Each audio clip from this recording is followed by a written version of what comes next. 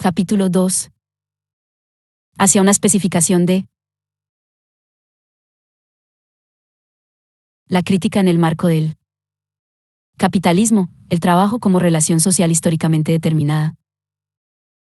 En el capítulo anterior expusimos dos planteos críticos respecto a las sociedades modernas que compartían, a pesar de las diferencias de perspectiva, cierta visión transhistórica respecto al concepto de trabajo, que culminaba en una mirada tecnicista y diagonal o naturalista respecto al desarrollo de determinadas esferas de dichas sociedades, particularmente la economía.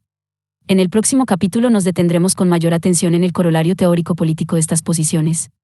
Por el momento, basta con anticipar que una vez establecida una lectura reductiva del concepto de trabajo, sea una operación técnica, sea un proceso metabólico del cuerpo y correlativamente de la esfera que supuestamente lo alberga, utilizando provisoriamente un término que necesita mayores precisiones, la economía, la alternativa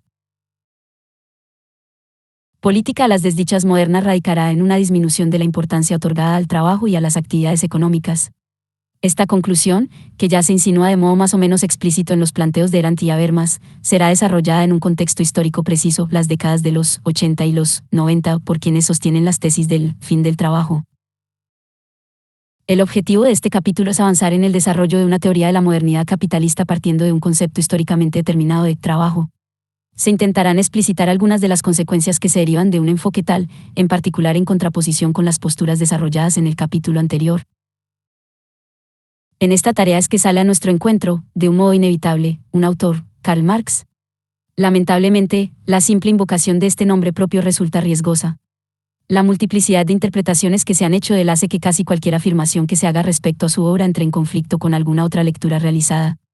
Aquí, no obstante, no se tratará de hacer otra exégesis de sus escritos, sino que se intentará pensar, con él particularmente pero también con otros autores, el problema que nos ocupa. En este sentido, lejos está además de proponer un retorno a Marx, como si de volver a una lectura no contaminada por las interpretaciones y acontecimientos posteriores se tratara. Por el contrario, pensaremos con este autor en función de las cuestiones que nos ocupan, aquí y ahora. Mal que les pese a los puristas, se trata de una lectura, desde el vamos, interesada. Puesto de manifiesto este interés estratégico, cabe explicitar cuáles son las dos interpretaciones de la obra de Marx que han influido de un modo significativo en lo que sigue. Por un lado, la lectura que hace el filósofo argentino Enrique Asal de lo que él mismo llama las tres reacciones del capital.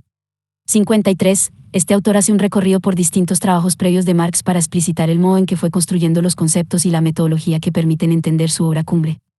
La interpretación que propone, polémica en muchos puntos, intenta aclarar entre otras cosas los supuestos éticos que guían su análisis, enfrentándose en este sentido con las lecturas economicistas, mecanicistas y tecnicistas de dicha obra. Más decisiva por su especificidad en relación al problema que venimos tratando resulta la interpretación llevada a cabo por el filósofo e historiador norteamericano Moisés Poston en su obra más importante, la ya citada Tiempo, Trabajo y Dominación Social. Este pensador lleva a cabo una reinterpretación de la obra madura de Marx, particularmente de los Grundrisse y el Capital, con el objeto de comprender, en clave crítica, los caracteres esenciales que explican el desarrollo histórico específico de la sociedad capitalista moderna. Con este objetivo, toma como punto de partida el concepto de trabajo abstracto, para comprender la función histórica que, en tanto mediación social, el trabajo cumple en el capitalismo. En este recorrido, cuestiona otros planteos críticos respecto de las sociedades modernas, especialmente los tratamientos realizados por los pensadores de la Escuela de Frankfurt, incluyendo a Habermas. Este tipo de enfoque, podrá darse cuenta el lector, adquiere la mayor relevancia en función de la problemática que estamos abordando. 94. Y, apuntes metodológicos, la determinación histórica de los procesos productivos. Un buen modo de introducir la cuestión que nos compete es refiriendo a un texto metodológico de Marx, la Introducción General a la Crítica de la Economía Política, de 1857. Escrito publicado póstumamente pero que, de modo sugerente, se ubica en un momento crucial para su obra, cuando comenzaban a madurar las categorías que se plasmarían materialmente 10 años después con la publicación de la primera edición del Capital. Por eso resulta significativo que Marx comience aclarando aquí que lo social tiene que estar ya en el punto de partida de cualquier análisis de la producción. Individuos que producen en sociedad, o sea, la producción de los individuos socialmente determinada, este es naturalmente el punto de partida. El cazador o el pescador solos y aislados, con los que comienzan Smith y Ricardo, pertenecen a las imaginaciones desprovistas de fantasía que produjeron las Robinsonadas del siglo XVIII, 54. Marx señala además que estas concepciones, que analizan los procesos productivos en términos de un individuo aislado, en realidad reproducen menos la condición supuestamente originaria del hombre que las relaciones propiamente burguesas de producción. Cuanto más lejos nos remontamos en la historia, tanto más aparece el individuo y, por consiguiente, también el individuo productor como dependiente y formando parte de un todo mayor, solamente. Al llegar al siglo XVIII, con la sociedad civil, las diferentes formas de conexión social aparecen ante el individuo como un simple medio para lograr sus fines privados, como una necesidad exterior. El hombre es, en el sentido más literal, un animal político, no solamente un animal social, sino un animal que solo puede individualizarse en la sociedad. La producción por parte de un individuo aislado, fuera de la sociedad, no es menos absurda que la idea de un desarrollo del lenguaje sin individuos que vivan juntos y hablen entre sí. 96. Este texto introduce algunos elementos interesantes a la luz del debate que abrimos en el capítulo anterior. En primer lugar, aparece una primera indicación, todavía imprecisa, respecto a una conexión históricamente determinada entre la producción y la razón instrumental. Solamente cuando el individuo aparece como un productor privado y los lazos sociales como un mero medio para sus fines egoístas, la propia producción puede adoptar también la forma de una necesidad puramente instrumental, no sujeta ya a las coacciones personales o comunitarias de las sociedades tradicionales. Este punto lo desarrollaremos con más detalle después, ya que resulta clave para cuestionar la vinculación necesaria que Habermas establece entre el trabajo y la acción instrumental. En segundo lugar, no deja de ser llamativo que Marx utilice aquí la expresión aristotélica, animal político, 55, para referirse al hombre y, en particular, al hombre productor. Esto invita a que nos preguntemos si Marx realmente pretendía, en su análisis, disolver al animal político en el animal social, como supone Arendt, o si más bien no procuraba relativizar la dicotomía misma. Finalmente, el último paralelo que se establece entre el carácter social de la producción y del lenguaje vuelve a introducir un interrogante, ahora respecto de la dicotomía habermasiana entre trabajo e interacción. Intentaremos echar luz sobre estas cuestiones, entre otras, a lo largo del presente capítulo. Claro que mientras nosotros discutimos con Arendt y Habermas, Marx lo hace en particular con la economía política burguesa. De todas formas, aquí interesa justamente marcar el paralelismo entre el reproche que le propina a esta última y el que nosotros comenzamos a esbozar en el capítulo anterior hacia aquellos autores. En efecto, Marx le cuestiona, por empezar, el hecho de presentar a la producción, a diferencia de la distribución, etc., como regida por leyes eternas de la naturaleza, independientes de la historia, ocasión. Esta que sirve para introducir subrepticiamente las relaciones burguesas como leyes naturales inmutables de la sociedad in abstracto. 98. La precaución metodológica que toma Marx es importante, puede hablarse de la producción en general, porque en todas las épocas la misma tiene ciertos caracteres comunes. Toda producción supone, en efecto, un sujeto que trabaja, un objeto trabajado, un instrumento de trabajo y un trabajo pasado, acumulado. La producción en general es una abstracción, pero una abstracción que tiene un sentido, en tanto pone realmente de relieve lo común, lo fija y nos ahorra así una repetición. 99. No obstante, sería un error derivar de ella un estadio histórico real de la producción. Las llamadas condiciones generales de toda producción no son más que esos momentos abstractos que no permiten comprender ningún nivel histórico concreto de la producción. 100. En un nivel todavía abstracto del análisis, pero más concreto en relación al estudio de la producción como elemento independiente. 56. Marx analiza cómo ella pasa a codeterminarse en relación a la distribución, el intercambio y el consumo. Estos constituyen una especie de silogismo, donde la producción es el término universal, la distribución y el intercambio el término particular, y el consumo el término singular. Sin entrar en el detalle de este texto, es importante tomar nota del hecho de que Marx plantea cómo cada término determina al otro y es a su vez determinado por él. Por ejemplo, en el caso de la relación producción-distribución, en un sentido la producción determina la distribución. Así, un individuo que produce como trabajador asalariado participa en la distribución de los productos bajo la forma del salario. Pero desde otro punto de vista, prosigue este autor, la distribución parece determinar la producción. Un pueblo conquistador divide al país entre los conquistadores e impone así una determinada repartición y forma de propiedad territorial, determina, por consiguiente, la producción. 102. La conclusión que saca Marx de este análisis es la siguiente. El resultado al que llegamos no es que la producción, la distribución, el cambio y el consumo sean idénticos, sino que constituyen las articulaciones de una totalidad, diferenciaciones dentro de una unidad. Una producción determinada, por lo tanto, determina un consumo, una distribución, un intercambio determinados y relaciones recíprocas determinadas de estos diferentes momentos. A decir verdad, también la producción, bajo su forma unilateral, está a su vez determinada por los otros momentos. Entre los diferentes momentos tiene lugar una acción recíproca. Esto ocurre siempre en los conjuntos orgánicos. 103. Un nivel más concreto del análisis revela entonces que la producción se encuentra determinada siempre práctica y socialmente por los otros momentos. No hay aquí nada semejante a una reducción de la praxis a la poiesis, como planteaba Habermas, sino una mutua determinación. La producción no determina unilateralmente los otros momentos. Tampoco es un elemento independiente cuando se analiza una formación social concreta. Por lo tanto, no hay nada más inadecuado metodológicamente para Marx que explicar un estadio social a partir de la categoría de producción, considerada en abstracto. Y, más importante aún, tampoco sería correcto analizar los fenómenos productivos en un momento determinado derivándolos de los elementos de la producción en general. 104. Ahora bien, como señalamos en el capítulo anterior, esto último es lo que tiende a deslizarse en el tratamiento habermasiano. 57. Cuando Marx se encarga de explicitar el método de la economía política, plantea que el punto de llegada es una totalidad concreta, resultado de un proceso de pensamiento, que partiendo de una representación inmediata del todo aún confusa, el ejemplo de Marx es la población, busca las determinaciones simples, por ejemplo, las clases, la división del trabajo, etc., abstrayéndolas de la representación del todo, para solo después emprender el camino de regreso hacia la totalidad concreta, que ahora aparece explicada en sus múltiples determinaciones. Lo concreto es concreto porque es la síntesis de múltiples determinaciones, por lo tanto unidad de lo diverso.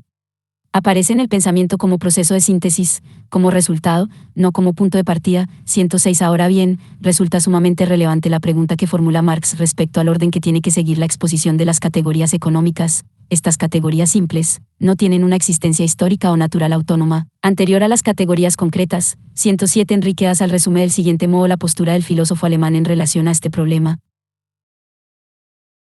No se trata de que las categorías o el orden del pensar produzcan la realidad, Hegel. No se trata de pensar que la realidad se manifiesta ya claramente en la representación plena, empirismo.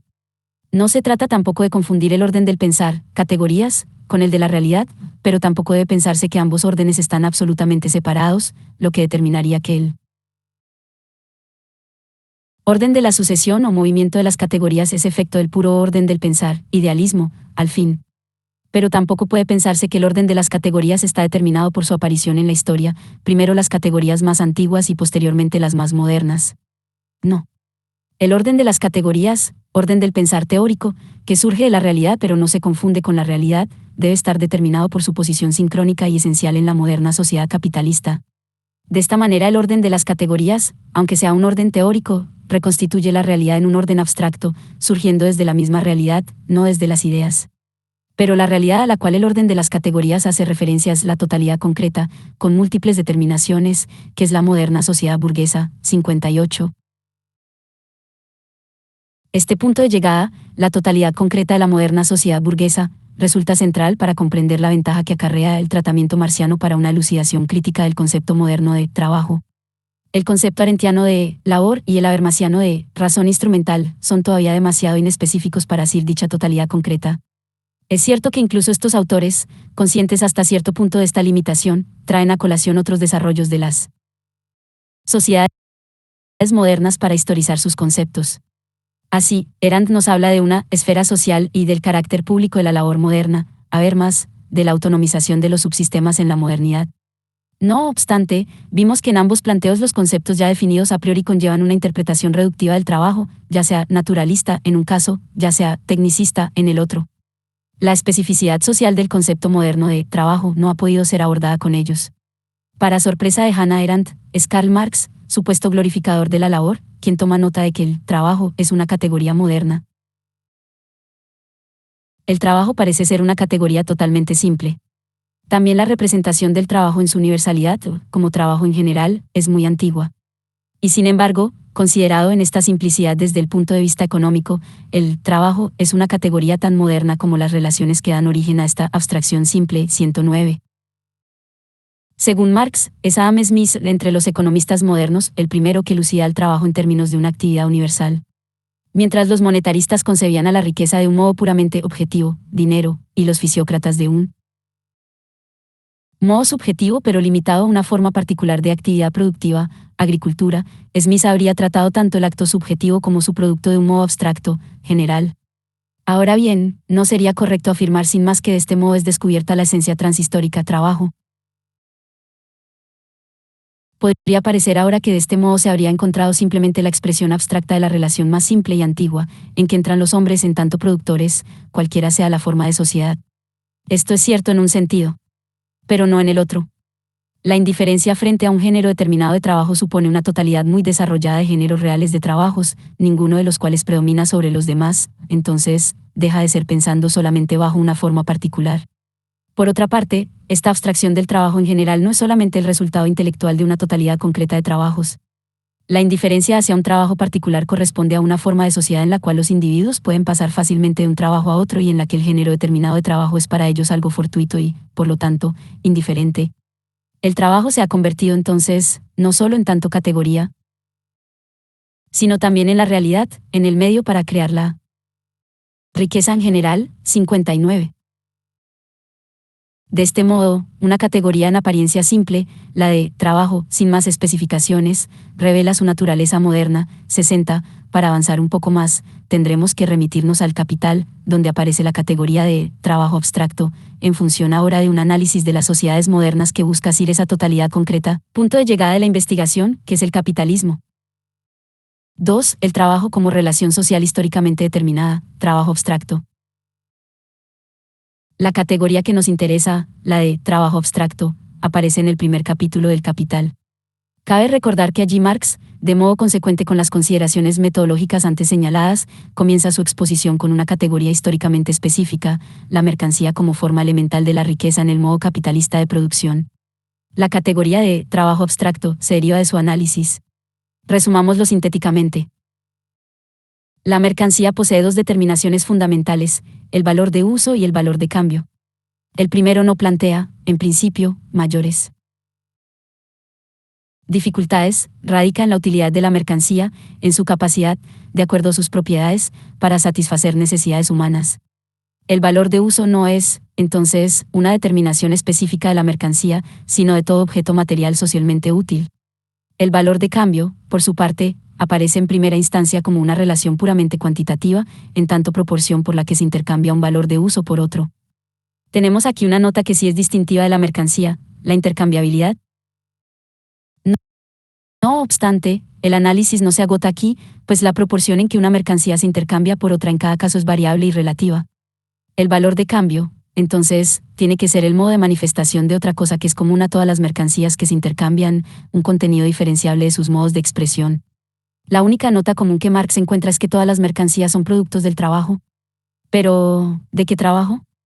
Es aquí donde es introducido el concepto de trabajo abstracto. Lo común no puede derivar del trabajo en su dimensión concreta, es decir, como creador de valores de uso, porque los distintos trabajos concretos difieren cualitativamente. Con el carácter útil de los productos del trabajo se desvanece el carácter útil de los trabajos representados en ellos y, por ende, se desvanecen las diversas formas concretas de esos trabajos, estos dejan de distinguirse, reduciéndose en su totalidad a trabajo humano indiferenciado, a trabajo abstractamente humano. 61. Llegados a este punto, hay que señalar que dentro del marxismo hay una discusión, que lleva varias décadas, respecto al estatus ontológico del concepto. La interpretación tradicional dentro del marxismo considera que se trata de un concepto transhistórico. En todas las formaciones sociales el trabajo implicaría un cierto gasto fisiológico de energía física y mental, por lo cual el trabajo abstracto no sería más que el sustrato material de todo trabajo. Otra línea interpretativa, que se remonta a la obra pionera de 1924 del economista ruso Isaac Rubin, 62, y que especialmente en los últimos años ha sido proseguida por distintos marxistas heterodoxos, 114 sostiene en cambio que se trata de una categoría histórica, específica del capitalismo. La discusión, además de tener una larga historia, es compleja, por lo que abordarla cabamente escapa a los límites de este trabajo. No obstante, se hace necesario al menos una justificación de por qué aquí se seguirá esta segunda interpretación. Resulta difícil, sin embargo, obviar otra pregunta, a saber, ¿qué es lo que dijo el propio Marx sobre la cuestión? En principio, en ninguno de sus textos aparece una afirmación taxativa que elimine cualquier vestigio de duda al respecto. Es en el capítulo primero del Capital donde se explicita la categoría, pero la definición que se da allí parece corresponderse con la interpretación tradicional. Si se prescinde del carácter determinado de la actividad productiva y por tanto del carácter útil del trabajo, lo que subsiste de este es el ser un gasto de fuerza de trabajo humana. Aunque actividades productivas cualitativamente diferentes, el trabajo del sastre y del tejedor son ambos gasto productivo del cerebro, músculo, nervio, mano, etc., humanos, y en este sentido uno y otro son trabajo humano. 115. A continuación, Marx introduce el concepto de trabajo medio simple, que ya alude a la cuestión de la calificación media del trabajo y, por tanto, incluye una dimensión histórico-social antes que fisiológica. El trabajo humano abstracto o general, es gasto de la fuerza de trabajo simple que, término medio, todo hombre común, sin necesidad de un desarrollo especial, posee en su organismo corporal.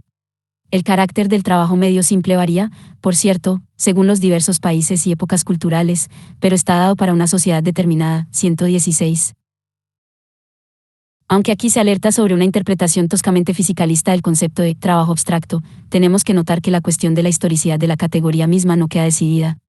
En efecto, una cosa es que el trabajo abstracto varíe de una sociedad a otra, de acuerdo a la formación general de la población considerada, por ejemplo, otra muy distinta es que la categoría misma, en su estatuto epistemológico, sea planteada como histórica. Si tomamos en consideración el hecho de que el trabajo abstracto es lo que constituye el valor, la sustancia del valor de cambio, la importancia de la cuestión en lo que hace a la interpretación de la teoría de Marx salta a la vista, es el estatuto epistemológico de la misma teoría del valor lo que está en juego aquí. Quien planteó claramente esta cuestión fue Rubin. Una de dos cosas es posible, si el trabajo abstracto es un gasto de energía humana en forma fisiológica, entonces el valor también tiene un carácter material cosificado. O bien, el valor es un fenómeno social, y entonces el trabajo abstracto también debe ser entendido como un fenómeno social vinculado con una determinada forma social de la producción. 63. A mi juicio, no existe forma de escapar de la encrucijada planteada por Rubin. En cambio, y esto lo aclaro para evitar un equívoco frecuente, si es perfectamente compatible una interpretación transhistórica de la categoría de trabajo abstracto con una interpretación histórica de la forma del valor, lo cual no salva el carácter transhistórico de la categoría valor y, con ella, de una parte crucial de la propia teoría del valor-trabajo. Este es el camino seguido, por ejemplo, por el investigador argentino Íñigo Carrera. 118. Aunque él intenta compatibilizar una interpretación transhistórica de la categoría de trabajo abstracto con una histórica del valor, en realidad lo que él entiende históricamente es la forma del valor y no su sustancia, olvidando la distinción analítica tardía en Marx entre valor y valor de cambio. 119. De un modo consecuente, él entiende que la categoría histórica no es la de trabajo abstracto, sino la de trabajo privado, que efectivamente puede comprenderse como la fuente de la forma valor, y no el valor a secas, como equívocamente señala. 120. El carácter históricamente específico de las categorías de trabajo abstracto y valor no puede derivarse, en realidad, de un análisis aislado del capítulo primero del Capital, sino que debe ser articulado a partir de la totalidad concreta que se va desplegando en esta obra que, cabe recordar, Marx no llegó a completar en vida. Moisés Postón es a mi juicio quien ha argumentado del modo más convincente sobre la necesidad de partir de una interpretación histórica de estas categorías tanto para elucidar algunos pasajes clave del Capital y los Grundrisse como para extraer todas las consecuencias críticas que se derivan de la totalidad del análisis de Marx. Respecto a lo primero, en este capítulo traeremos algunos de estos pasajes para iluminar parte del punto. En relación a lo segundo, lo más importante, considero con Postone que la lectura transhistórica de los conceptos de valor y trabajo abstracto tiende a reducir el campo de la crítica marxiana al capitalismo, a las instituciones de la propiedad privada, el mercado y la división de clases. 121. De este modo, el carácter específico del aparato industrial moderno, así como el papel social que cumple el trabajo, son dejados relativamente en la sombra o analizados desde un punto de vista naturalista y /diagonal o técnico, como sucedía en Erant y Habermas. Entiendo entonces que la interpretación histórica de estas categorías es más adecuada teniendo en cuenta el propósito que se persigue aquí. Esta es al menos la hipótesis de la que voy a partir, deberá ser juzgada a la luz de su potencialidad heurística, la cual se irá poniendo de manifiesto no solo en el curso de este capítulo sino también en los siguientes. Retomemos ahora el hilo de la exposición que comenzamos. Lo que tenemos que comprender es cuál es la especificidad histórica del trabajo en las sociedades modernas capitalistas. La comparación con otras sociedades, procedimiento elucidatorio frecuente en Marx, resulta pertinente para comenzar. En las sociedades tradicionales, pero también en una posible sociedad comunista, tanto el trabajo como sus productos se encuentran regulados por relaciones sociales abiertas, que pueden ser de distintos tipos. En las sociedades feudales de la Edad Media europea, por ejemplo, los lazos sociales se fundaban en relaciones de dependencia personal, lo cual caracteriza tanto las relaciones sociales en que tiene lugar la producción material como las otras esferas de la vida estructuradas sobre dicha producción. 122 En una posible sociedad comunista, y algo similar ocurría en las asociaciones comunitarias tradicionales, las relaciones manifiestas regularían el tiempo dedicado a cada tarea, así como la distribución de los productos, de acuerdo a criterios variables establecidos obedeciendo a esas mismas relaciones. En la sociedad capitalista, donde todos los productos del trabajo deben adquirir la forma mercantil, hace su aparición un tipo de relación social peculiar, cualitativamente diferente a toda relación abierta anterior. Con el progresivo surgimiento de la sociedad moderna, los lazos tradicionales de dependencia personal y comunitaria comienzan a resquebrajarse. En su lugar, emergen un conjunto de mediaciones objetivas que condicionan de un modo socialmente específico a los individuos a pesar de la independencia que parecen poseer en tanto productores privados y libres. Así se plantea en los Grundrisse. La dependencia mutua y generalizada de los individuos recíprocamente indiferentes constituye su nexo social. Este nexo social se expresa en el valor de cambio, y solo en este la actividad propia o el producto se transforman para cada individuo en una actividad o en un producto para el mismo. El individuo debe producir un producto universal, el valor de cambio o, considerado este en sí aisladamente individualizado, dinero. Por otra parte, el poder que cada individuo ejerce sobre la actividad de los otros o sobre las riquezas sociales, lo posee en cuanto es propietario de valores de cambio, la actividad, cualquiera que sea su forma fenoménica individual, y el producto de la actividad, cualquiera que sea su carácter particular, es el valor de cambio, vale decir, algo universal en el cual toda individualidad, todo carácter propio es negado y cancelado. En realidad, esta es una situación muy distinta de aquella en la cual el individuo, o el individuo natural o históricamente ampliado en la familia o en la tribu, y luego en la comunidad, se reproduce sobre bases directamente naturales, o en las que su actividad productiva y su participación en la producción está orientada hacia una determinada forma de trabajo y de producto, y su relación con los otros está determinada precisamente de ese modo. 65. Nótese que aquí Marx señala, aunque no con la terminología definitiva, que tanto el producto como la propia actividad productiva, trabajo, sufren una metamorfosis radical en esta sociedad, presentan un carácter universal, independiente de sus formas fenoménicas particulares, y en tanto tales funcionan como el nexo social entre los individuos recíprocamente indiferentes. En la terminología más ajustada del capital, son el valor como sustancia general, independientemente de los distintos modos en que pueda manifestarse como valor de cambio, y el trabajo abstracto como la actividad universal que lo genera, los que constituyen dichas mediaciones sociales. Esto es así porque en una sociedad productora de mercancías las personas no consumen lo que producen, tampoco consumen lo que producen otros en función de relaciones sociales manifiestas, abiertas, que regulan el intercambio y la distribución de las actividades y los productos. Por el contrario, las actividades y productos, independientemente de sus formas concretas, no resultan mediadas, sino que funcionan por sí mismas como mediaciones sociales. Los productos, entonces, adquieren una forma universal como valores, pudiendo así el dinero, en tanto mercancía que no tiene en principio más valor de uso que el ser medio de cambio, funcionar como equivalente general. Simultáneamente, el trabajo se transforma en el medio para adquirir los productos de los otros. Siguiendo a Postone, entiendo que el concepto de trabajo abstracto señala esta función social específica que el trabajo, independientemente de su contenido en tanto trabajo concreto, cumple en el capitalismo. De ahí la importancia del análisis del carácter dual del trabajo en el capital. Al producir valores de uso, el trabajo en el capitalismo puede considerarse como una actividad intencional que transforma la materia de un modo determinado, lo que Marx denomina trabajo concreto.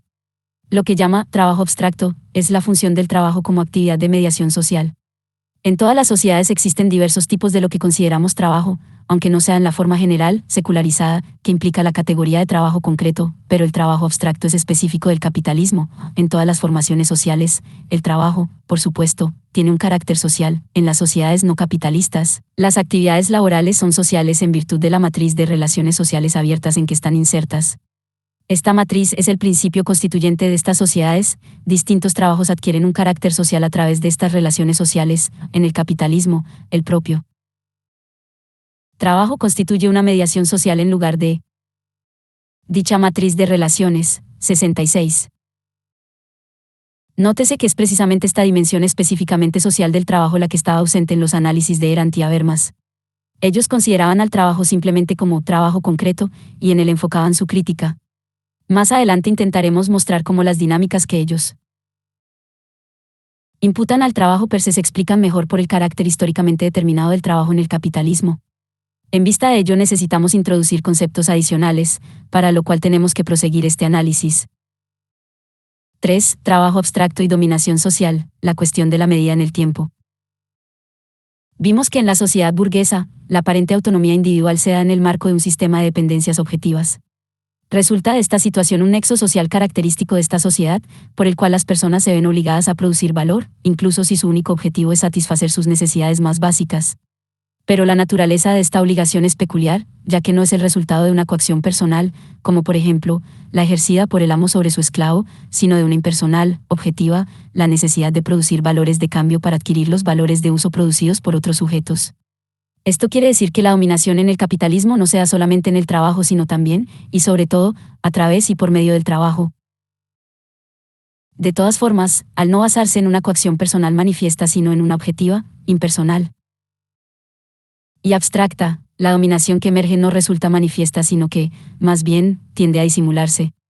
Lo cual se refuerza aún más por el hecho de que el trabajo en el capitalismo es al mismo tiempo un trabajo concreto, una actividad que media con la naturaleza para producir valores de uso que satisfacen necesidades. La función social del trabajo aparece siempre en un trabajo concreto, particular. Es por esta razón que la especificidad del trabajo como mediación social no se revela en un mero análisis de él en tanto actividad, sino que solo se vuelve inteligible a partir del despliegue de sus productos específicos. Veremos que ellos son el valor, el plusvalor y el capital. 67. Por lo tanto, hay una forma de fetichismo del trabajo, que es fundamental en el capitalismo, que consiste en transponer características específicas que él mismo posee por su función social en esta sociedad al trabajo per se, por lo cual las mismas son ontologizadas y naturalizadas. Por cierto que el planteo de Erant, que como vimos entiende al trabajo moderno en términos de labor, es decir, como mero proceso cíclico del cuerpo y sus necesidades, responde a esta forma inmediata en que el trabajo aparece ante la conciencia cotidiana. Cualquier análisis que parta de estas premisas es impotente a la hora de reconocer la necesidad específicamente social asociada al trabajo en el capitalismo, que es una forma de dominación y tiende a solaparla en una única necesidad natural y transhistórica.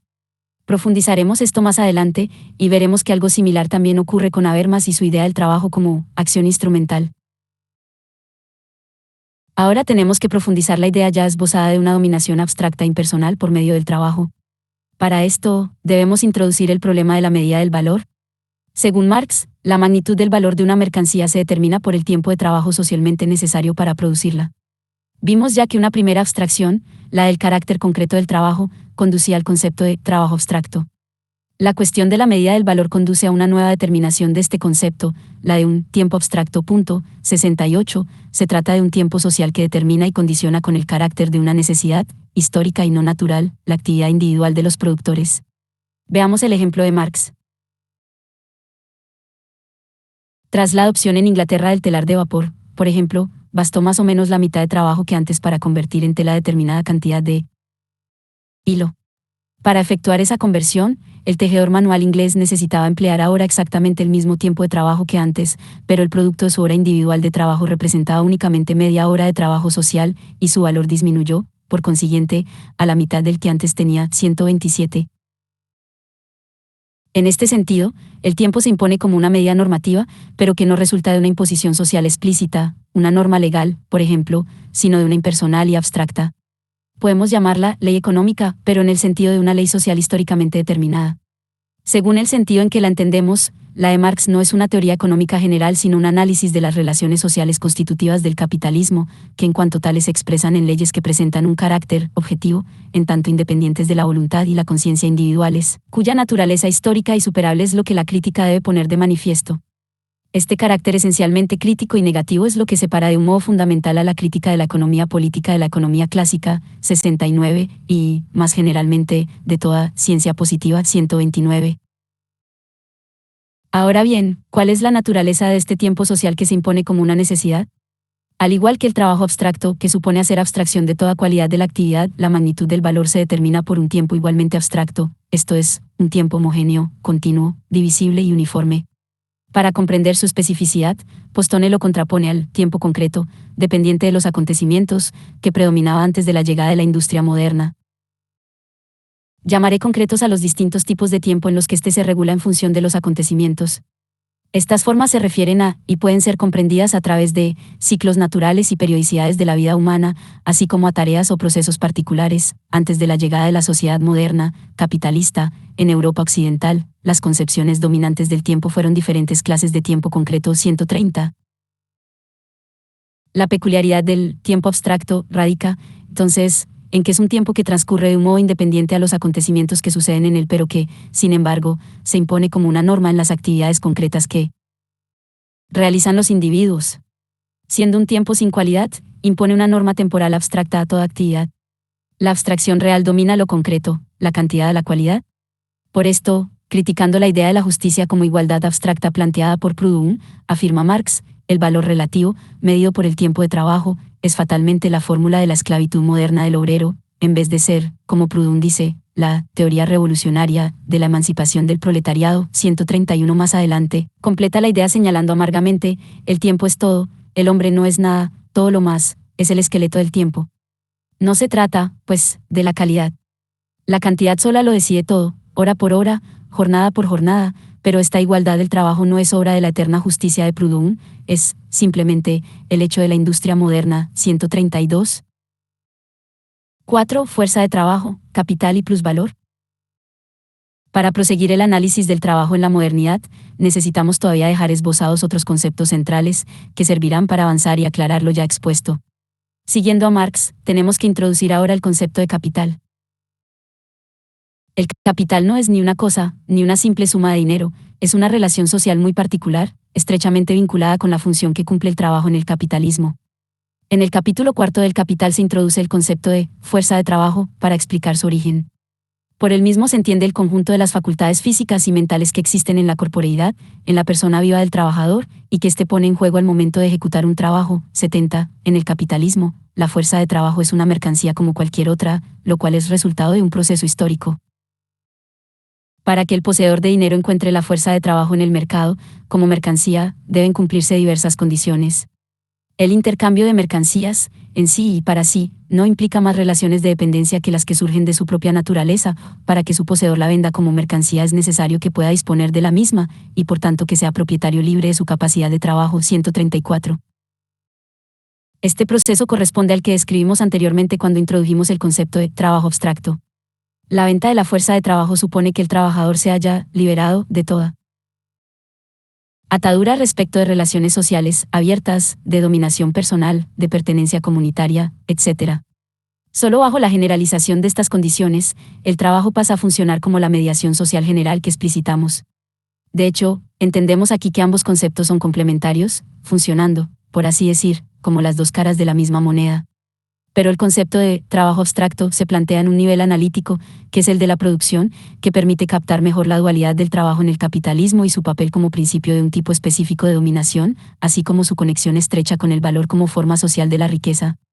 La fuerza de trabajo, como mercancía, en cambio, es un concepto que se plantea más bien al nivel de la circulación, específicamente, en el mercado de trabajo, y que por lo tanto no permite el despliegue de estas determinaciones. 135. Por eso cuando Marx en el Capítulo 5 procura explicitar el concepto de plusvalor, vuelve a introducir la distinción entre trabajo concreto y trabajo abstracto en términos de la naturaleza dual del proceso capitalista de producción, como enseguida veremos. El valor de la fuerza de trabajo se determina como el de cualquier otra mercancía, por el tiempo de trabajo socialmente necesario para producirla. Por lo tanto, este valor tiene que incluir, en primer lugar, los medios de subsistencia indispensables para mantener la fuerza de trabajo. En segundo lugar, se incluyen en dicho valor los medios de subsistencia de los sustitutos, esto es, los hijos de los trabajadores. Y finalmente, se considera en él también la formación del trabajador, o sea, los costos de aprendizaje y educación. En la medida en que las necesidades son siempre históricas y por tanto variables, el valor de la fuerza de trabajo encierra siempre un componente social y moral. 71. Como mercancía, la fuerza de trabajo se encuentra entonces sujeta a un conjunto de dispositivos de medida de las capacidades laborales. Si anteriormente vimos que el concepto de trabajo abstracto indicaba este proceso de homologación de los tiempos sociales de las actividades y los productos, vemos ahora que también las capacidades y habilidades de los trabajadores se encuentran sujetas a un proceso semejante. Las distintas formaciones de los obreros se vuelven conmensurables en relación al tiempo socialmente necesario para producirlas. Cabe recordar en este punto que el trabajo simple no refiere, como en ocasiones tiende a pensarse, a una realidad inmediata e inmutable, el mero gasto fisiológico de energía, el trabajo manual directo, etc., sino a una unidad socialmente conformada, esto es, un estándar de instrucción socialmente generalizado. 137. Como relación social compleja y central de la vida moderna, el trabajo remite siempre al conjunto de medidas sociales de las actividades, los productos, así como también de las capacidades y formaciones de los trabajadores. 138. Ningún análisis centrado en el mero trabajo concreto, ni mucho menos en un concepto transhistórico de trabajo, puede hacer estas determinaciones sociales. En el capítulo 5 del Capital, Marx desarrolla el concepto de plusvalor en relación con el de capital. Así como el trabajo presenta una naturaleza dual, el proceso capitalista de producción es a la vez un proceso de trabajo y un proceso de valorización. Bajo el primer aspecto, el trabajo puede considerarse como una actividad orientada a un fin, producción de valores de uso, que para ello utiliza determinados medios de trabajo. Se trata de una caracterización general, que para Marx no nos dice nada respecto a las condiciones sociales en que se ejecuta el trabajo, es como proceso de valorización que el trabajo adquiere una forma capitalista. 72. El proceso de valorización coincide con el consumo de la fuerza de trabajo. Esta última produce valor más allá del tiempo socialmente necesario para su reproducción. La diferencia entre ambas magnitudes implica la producción de un plusvalor. Aunque en una primera instancia el plusvalor aparece como un resultado del capital, que ha adelantado el valor de los medios de producción, de la materia prima y de la fuerza de trabajo, el análisis posterior va elucidando cómo el plusvalor, y su acumulación progresiva, constituyen la esencia del capital. Esto se termina de aclarar en el capítulo 22 del Capital, donde se analiza la conversión del plusvalor en capital a través del proceso de acumulación. El valor perpetuamente acrecentado, este proceso aparentemente carente de límites, es el núcleo del capital. El capitalista no es más que la personificación del mismo. En cuanto capital personificado, su motivo impulsor no es el valor de uso y el disfrute, sino el valor de cambio y su acrecentamiento. Como fanático de la valorización del valor, el capitalista constriñe implacablemente a la humanidad a producir por producir. 140. Pero así como el valor, en su proceso continuo de expansión y acrecentamiento, es la esencia del capital, este último es la totalidad que permanece en sus continuas metamorfosis. El valor o la esencia última del capital es la totalidad, como la serpiente, que se transforma en diversas sustancias, como las pieles del animal en su metamorfosis. Su identidad no se modifica en la diferencia, los entes diferentes, dinero, mercancía, etc., son siempre manifestaciones de la misma esencia, del capital. 141. En tanto totalidad, el capital expresa el movimiento profundo de la sociedad burguesa, la expansión del valor como dinámica puramente cuantitativa que se ha autonomizado respecto a las experiencias y expectativas vívidas de los actores, el mundo de la vida, en el sentido habermasiano. Retrospectivamente, el concepto de capital como valor que se valoriza permite entender por qué el trabajo abstracto es una abstracción real y a la vez una categoría crítica, ya que pone de manifiesto la naturaleza alienada de las relaciones sociales modernas en tanto sujetas a un proceso autorreferencial semejante. Sin embargo, veremos más adelante que esta totalidad tiene un carácter contradictorio, lo cual permite anticipar su finitud histórica y considerar la posibilidad de su superación. Hasta aquí, fuimos introduciendo las distintas categorías del análisis de Marx que nos interesan. Lo hicimos tratando de captar su articulación profunda. No obstante, por la misma estrategia expositiva elegida, dicho análisis asume una forma sumamente estática, que no deja captar la dinámica del movimiento. Esto lo haremos en el próximo parágrafo. Pero antes, extraeremos dos apreciaciones de lo ya expuesto. En primer lugar, este planteo nos brinda un conjunto de categorías históricamente específicas para comprender la naturaleza del trabajo en el capitalismo. Vimos algunas como las de trabajo abstracto y fuerza de trabajo. Faltaría agregar también la de trabajo productivo, que en el capitalismo ya no remite a la mera producción de un valor de uso, sino a la producción de un plusvalor. 142. Se trata de categorías que refieren siempre a relaciones, más específicamente, a determinadas relaciones sociales, que apuntan a formas abstractas e impersonales de dominación.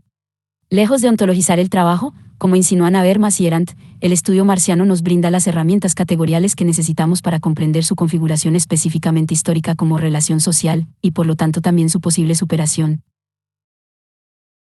141. Dussel, Enrique, La producción teórica de Marx, OECIT, p. 133. 142. Véase Supra, pp. 28 a 29. En segundo lugar, al escudriñar el proceso capitalista de producción no solo en términos de un proceso de trabajo, sino también y más fundamentalmente en términos de un proceso específicamente histórico de valorización. Este análisis permite evitar una visión puramente técnica y eficientista del proceso moderno de industrialización, tal como vimos que aparece por ejemplo en Habermas. Esto quedará más claro en el próximo parágrafo, cuando veamos cómo para Marx históricamente el mismo proceso capitalista de producción, en tanto direccionado por un telos específico, la valorización, revoluciona el propio proceso material de trabajo, dándole también tintes específicos. Pero por lo que ya hemos dicho, queda ya claro que en tanto proceso de valorización, el proceso capitalista de producción no es nunca un proceso meramente técnico.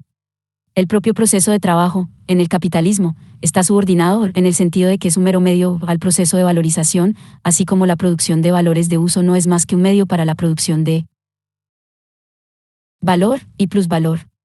Más adelante veremos también que es por esta razón, por el hecho de que el trabajo aquí no cuenta más que como un medio para la generación de valor, que el trabajo en el capitalismo es acción instrumental, lo cual es distinto a afirmar que se trata de una propiedad que ontológicamente le pertenecería, como vimos que en principio se desprende del tratamiento habermasiano. Todo esto apunta a la idea de que el movimiento moderno que llamamos industrialización no puede estudiarse ni como un proceso meramente técnico, ni como un simple resultado del aumento de complejidad de la producción. 73. En el próximo parágrafo intentaremos aclarar mejor este punto. V. La dinámica específica de la producción capitalista y el papel de la crítica. Hasta aquí he expuesto una serie de conceptos que, según entiendo, apuntan a una comprensión históricamente determinada del trabajo en la modernidad. Ahora bien, esta clave interpretativa nos abre la puerta para una lectura también socialmente determinada y específica de la dinámica que siguen los procesos productivos en la modernidad capitalista.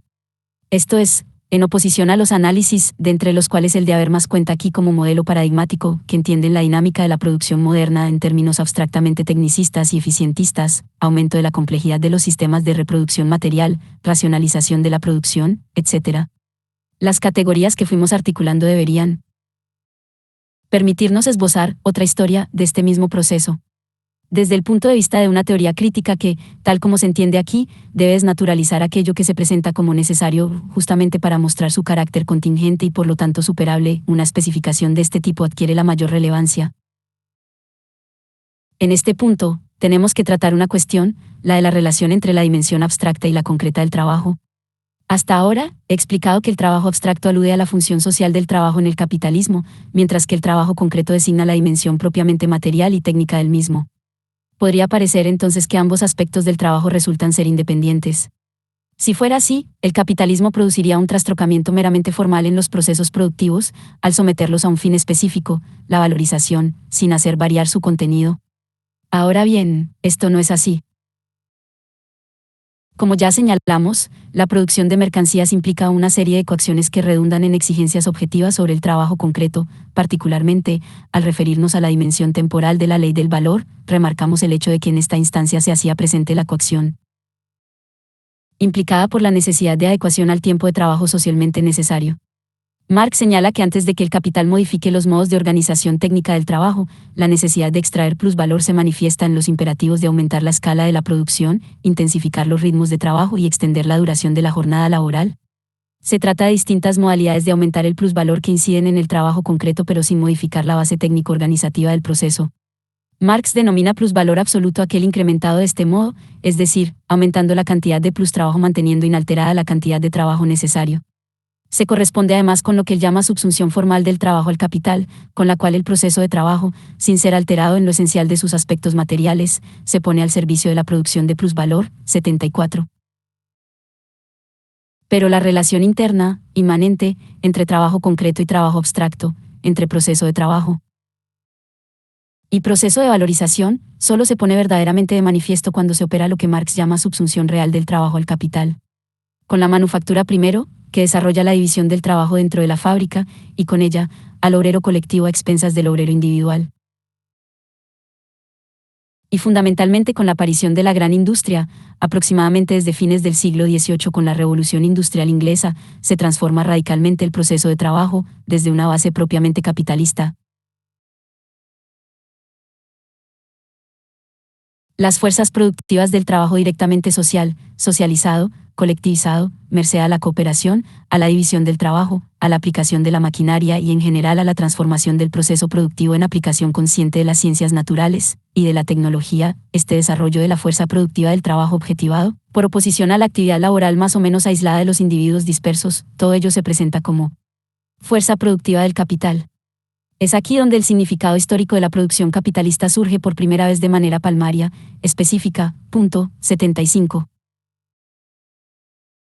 Lo importante para nuestro análisis es el énfasis que pone Marx en mostrar que las consecuencias sociales negativas de la gran industria en particular no pueden imputarse a una necesidad meramente técnica, a un requerimiento de la modernización de la producción, sino a la forma capitalista que las innovaciones técnicas adoptan.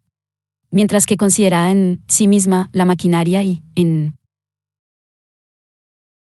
general, la introducción de la ciencia y la tecnología en el proceso productivo podrían redundar, por ejemplo, en abreviar el tiempo de trabajo, en eliminar y automatizar las tareas repetitivas y en reducir su excesiva parcelación. En el capitalismo, las fuerzas productivas sociales objetivadas en la máquina se presentan de un modo antagónico frente al trabajador, como fuerzas externas que lo dominan y enajenan.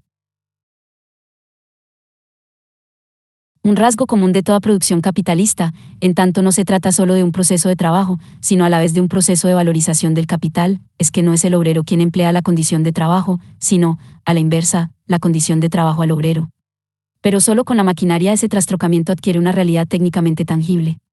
Mediante su transformación en autómata, el medio de trabajo se enfrenta al obrero, durante el proceso mismo de trabajo, como capital, como trabajo inanimado que domina y succiona la fuerza de trabajo viva.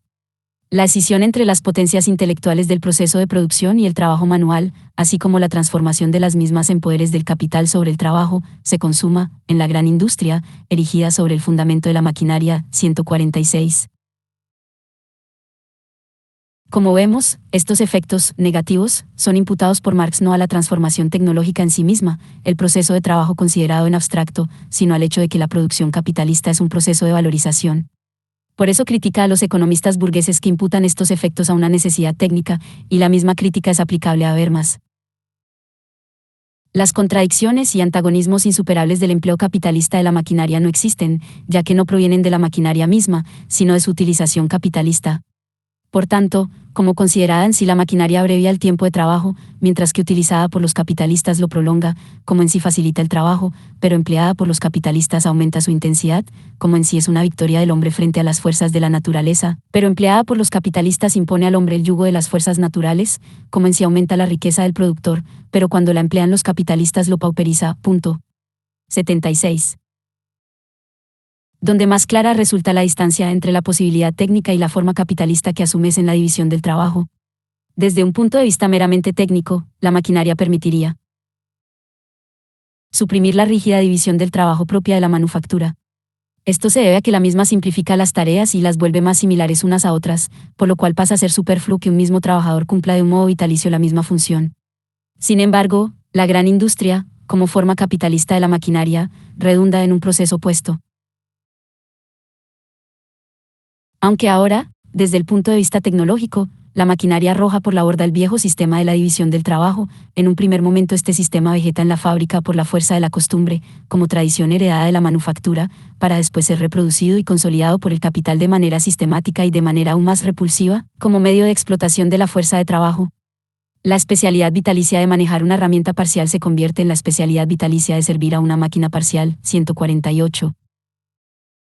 Es importante recordar que estas consecuencias no se derivan de un uso perverso de la maquinaria por parte del capitalista. Para Marx, el capitalista es siempre la personificación de una relación, el capital, fundada en la absorción de trabajo vivo. En tanto proceso dirigido en última instancia a la creación de plusvalor, la dinámica de la producción capitalista adquiere una forma específica, que no emerge de una necesidad dictada por la dimensión del valor de uso sino por la del valor. Otro ejemplo, el aumento de la productividad no tiene como finalidad en el capitalismo aumentar las riquezas producidas, valor de uso, sino que es un medio para disminuir el tiempo de trabajo necesario para la reproducción de la fuerza de trabajo, y de ese modo aumentar el tiempo de plustrabajo. Por eso, el crecimiento constante no es inmediatamente el resultado de una elección consciente, por ejemplo, aumentar la cantidad de producto para mejorar el bienestar de la población, sino una necesidad dictada por la naturaleza del capital. Por estas razones, La producción capitalista no puede estudiarse como un proceso meramente técnico, sino como un proceso constituido y direccionado socialmente. 149. Para una teoría crítica, resulta siempre fundamental subrayar la distancia entre lo posible y lo real. Vimos, en efecto, cómo Marx distingue claramente entre lo que sería posible a un determinado estadio del desarrollo técnico y lo que efectivamente ocurre en el capitalismo. 77. Entiendo que lo posible no es algo separado de la realidad, sino aquello que, siendo materialmente alcanzable, opera a la vez como horizonte crítico de lo real. Una teoría crítica no acepta lo dado, sino que intenta poner de manifiesto su carácter contingente para a la vez avisorar las alternativas efectivamente posibles ante el mismo. En el capítulo anterior he insistido, precisamente, en el hecho de que los planteos de Arendt y Habermas, y en general lo que he denominado crítica tradicional del trabajo, tienden a limitar el alcance de la crítica. Y he fundamentado esta afirmación más precisamente en el concepto de trabajo que manejan. Un análisis transhistórico del concepto, o bien uno que analiza su desarrollo histórico en términos de un proceso evolutivo necesario, tienden indefectiblemente a operar dicha limitación. La especificación histórica del concepto, por el contrario, funciona como un modo de relativizar lo dado y, por lo tanto, implica una ampliación de la crítica y con ella del campo de lo posible. En la crítica, entonces, se articulan dos momentos, uno negativo, de puesta en cuestión de lo dado, y uno positivo, de apertura hacia lo posible. Cerraremos este capítulo tratando de pensar, justamente, a qué podría apuntar ese trabajo posible. Pero antes tenemos que tratar dos cuestiones que apenas mencionamos, y que ahora debemos articular con mayor detalle. Se trata de las relaciones entre trabajo y necesidad por un lado, y entre trabajo y acción instrumental por el otro. Pues ya contamos con las herramientas conceptuales para rebatir las posiciones que Arendt y Habermas asumen, respectivamente, frente a estos dos problemas. Trabajo, necesidad natural y necesidad históricamente determinada, el lugar de la libertad en la superación del capitalismo. Ya vimos en el capítulo anterior cómo el planteo de Arendt vinculaba al trabajo, entendido como labor, con la necesidad natural del cuerpo de mantener su metabolismo con la naturaleza. La crítica de la sociedad moderna como sociedad de laborantes se articulaba, justamente, desde la idea de que en una sociedad tal las cuestiones referidas a la supervivencia del cuerpo social entraban en la esfera pública, usurpando un lugar que, por derecho propio, siguiendo el modelo de la polis, correspondería a la acción política. Aunque no es la cuestión que me interesa tratar aquí, cabe señalar que la idea misma de una necesidad natural es ya cuestionable. Como lo vio muy claramente Hegel, 78, y después también Marx, las necesidades son siempre sociales y variables, incluso cuando haya algunas imprescindibles. La alimentación, por ejemplo, el modo en que se satisfacen está mediado socialmente. Por lo tanto, la discriminación entre necesidades legítimas y superfluas es una cuestión sociohistórica y política antes que natural. El hecho de tomar el quietismo esencialista de cierta filosofía antigua como punto de partida de su estudio obstaculiza en buena medida la comprensión de este tema por parte de Arendt. De todas formas, esta cuestión, que ya se le ha reprochado, no me parece la más significativa. En efecto, creo que ella misma, al menos implícitamente, la acepta en su planteo. En gran medida, él mismo apunta a develar también el lado oscuro de la multiplicación de las necesidades, proceso evidente en las sociedades industrializadas de posguerra que ella toma como referencia. Esto resulta bastante claro en su crítica a la contemporánea sociedad de consumidores, en tanto consecuencia lógica de la moderna sociedad de laborantes. 152. Por esto, resulta más problemática una segunda cuestión, que ya llegamos a apuntar anteriormente. 153. El trabajo en el capitalismo entraña un tipo de necesidad social específica, que es una forma de dominación abstracta e impersonal. Dado este carácter, que le da una apariencia objetiva, esta necesidad social, que como vimos se debe a la función del trabajo en el capitalismo, trabajo abstracto, tiende a ser superpuesta con la necesidad natural y transhistórica de mantener el proceso de la vida. Esta confusión se ve reforzada, como ya señalamos, por el hecho de que el trabajo en el capitalismo es al mismo tiempo un trabajo concreto, que produce valores de uso para satisfacer necesidades, y así es visto por el individuo que vende su fuerza de trabajo. Por lo tanto, los dos tipos de necesidad aparecen imbricados en el trabajo tal como se da en el capitalismo. En la medida en que el trabajo abstracto, como mediación social específica, no resulta asequible de modo inmediato, la forma de dominación social históricamente determinada conexa a él termina siendo ontologizada como un atributo del trabajo concreto. 154. De este modo, lo que constituye una necesidad específicamente social es naturalizado como un aspecto inmanente al trabajo per se. Arendt llega incluso a intuir algo de esto cuando señala que el carácter público de la labor es lo que distingue a las sociedades modernas, vinculándolo además con una forma de igualdad refractaria a la admisión de la distinción. Pero no puede desarrollar teóricamente la particularidad que asume dicho carácter en la medida en que su concepto de labor es impotente para entender la especificidad del trabajo en el capitalismo como una relación social fundada en la equivalencia abstracta entre actividades, productos y capacidades, y conectada internamente con la valorización del capital. No solo es impotente, sino que además, y esto es lo más grave, reproduce la naturalización ya inducida por las relaciones sociales capitalistas, que como señalamos tienden a solapar la dominación social con la necesidad natural. En el capitalismo, tanto la reproducción de la vida como la actividad que media para ello con la naturaleza, labor, son medios para otra cosa, nunca se comportan como fines. De ahí el carácter ideológico del imperativo trabaja para vivir, núcleo central de la moral burguesa. Desde nuestra perspectiva crítica, podría interpretarse que la moderna es una sociedad de laborantes, pero no por la entrada de la necesidad natural en la esfera pública, sino por la generalización de una coacción objetiva pero social histórica. Esta cuestión de una necesidad históricamente constituida permite también contestar a la afirmación de Hannah Arendt según la cual el problema de la libertad está ausente en la obra madura de Marx, donde con el presunto paso de la política a la economía, la superación de la escasez y la consecución de la abundancia habrían pasado a ser sus preocupaciones exclusivas. 155 en realidad Arendt no reconoce más que dos formas de dominación, una personal, abiertamente política, y otra natural, económica. 156 no puede ver entonces que uno de los grandes méritos de la crítica de la economía política radica en haber descubierto un tercer tipo de dominación, específico del capitalismo, que no coincide con ninguno de aquellos. Se trata de una forma de dominación impersonal, abstracta, que en tanto tal se puede confundir fácilmente, como le sucede a Arendt con la necesidad natural. El trabajador, en efecto, vende su fuerza de trabajo para sobrevivir. No obstante, desde un punto de vista sistémico, esta venta tiene como objetivo la reproducción del capital, para el cual la supervivencia física del trabajador es un medio que posibilita su propia acumulación. Por lo tanto, el problema de Marx, así como el nuestro aquí, nunca dejó de ser político incluso cuando, por requerimiento de su objeto, lo haya tenido que plantear en los términos económicos de una crítica de la economía política. La dominación económica en el capitalismo tiene esta peculiaridad, no es ni natural ni, al menos en primera instancia, directamente personal. Si Marx no tuviera más preocupación que la cuestión social, en un sentido estrecho, su posición no se diferenciaría de la de cualquier demócrata radical de nuestros días, el mal del capitalismo se reduciría entonces a un problema de distribución de la riqueza, y si pudiera corregirse el capitalismo para hacerlo más justo no haría falta superarlo. Pero Marx señala en el núcleo de su crítica al capitalismo el problema estrictamente político, incluso tomando el término en el limitado sentido arendtiano, de la libertad. El comunismo es, desde un punto de vista negativo, la superación de la antedicha necesidad históricamente determinada.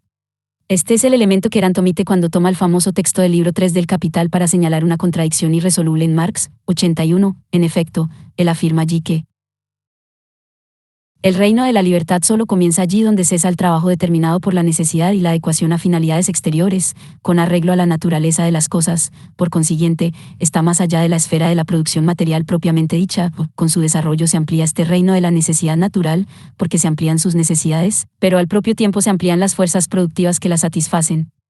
La libertad en este terreno solo puede consistir en que el hombre socializado, los productores asociados, regulen racionalmente ese metabolismo suyo con la naturaleza poniéndolo bajo su control colectivo, en vez de ser dominados por él como por un poder ciego, que lo lleven a cabo con el mínimo empleo de fuerzas y bajo las condiciones más adecuadas a su naturaleza humana. Pero este siempre sigue siendo un reino de la necesidad. Allende el mismo empieza el desarrollo de las fuerzas humanas, considerado como un fin en sí mismo, el verdadero reino de la libertad, que sin embargo solo puede florecer sobre aquel reino de la necesidad como su base. 82. Marx distingue aquí entre dos tipos de libertad, que se corresponden con dos tipos de necesidad muy diferentes. 159 La primera libertad, la que solo tendría lugar más allá de la producción material propiamente dicha, es la libertad en el sentido arendtiano de liberación de la necesidad natural. Marx resalta, sin embargo, el componente histórico-social de esta última, ya que ella tiende a ampliarse junto con el desarrollo y extensión de las necesidades. La segunda libertad, la vinculada al ámbito de la producción una vez instaurado el comunismo, entiendo que refiere a la liberación respecto a la necesidad específicamente social vinculada al capitalismo, la cual hace que los hombres sean dominados en su actividad productiva por fuerzas impersonales, a las que Marx refiere aquí, de un modo claro, en términos de un poder ciego. Está claro que Arendt omite cualquier referencia tanto a esta segunda libertad como a su respectiva necesidad. De todas formas, aunque ambos tipos de necesidad barra diagonal libertad son diferentes conceptualmente, mantienen también una relación históricamente determinada. Veamos. Antes de introducir el citado texto, Marx recuerda que la riqueza real de la sociedad y la posibilidad de ampliar constantemente el proceso de su reproducción no dependen de la duración del plustrabajo, pues, sino de su productividad y de las condiciones más o menos fecundas de producción en que aquel se lleva a cabo. 83. Lo que se repone aquí es la crucial, aunque muchas veces desatendida, diferencia entre el valor y lo que aquí es denominado riqueza real, en referencia al valor de uso. Como ya desarrollamos, el valor es la esencia del capital, cuya acumulación depende de la expansión constante y sin límite aparente de aquel. La magnitud del valor se determina exclusivamente por el tiempo de trabajo, abstracto, socialmente necesario. Con la riqueza real ocurre algo totalmente diferente. Como señala Marx, ella no depende fundamentalmente del plustrabajo, sino ante todo de la productividad alcanzada y las condiciones, naturales, sociales, etc., en que se lleva a cabo el proceso productivo. Contrariamente a un tópico muy extendido, Marx no piensa que el trabajo sea la fuente exclusiva de la riqueza, valor de uso, 84, sino solo el valor. A medida que aumenta la productividad del trabajo, la diferencia entre valor y riqueza se ahonda debido a que la última depende cada vez menos del tiempo de trabajo aplicado a la producción. Este es el tema de un famoso texto de los Grundrisse, que comienza así.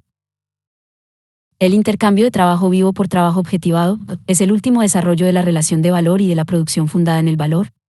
El supuesto de esta producción es, y sigue siendo, la magnitud del tiempo inmediato de trabajo, el cuanto de trabajo empleado como factor decisivo en la producción de la riqueza.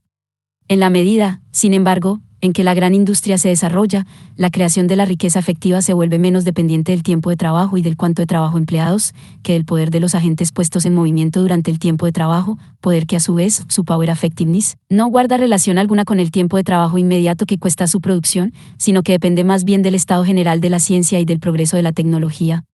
85.